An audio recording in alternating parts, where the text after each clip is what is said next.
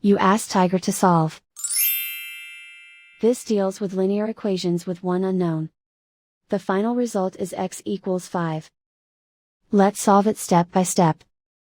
Simplify the expression. Expand the parentheses. Simplify the arithmetic. Expand the parentheses. Group like terms. Simplify the arithmetic. Group all constants on the right side of the equation. Add 16 to both sides. Simplify the arithmetic.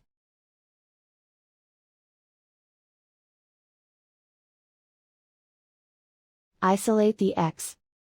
Divide both sides by 5. Simplify the fraction. Find the greatest common factor of the numerator and denominator. Factor out and cancel the greatest common factor.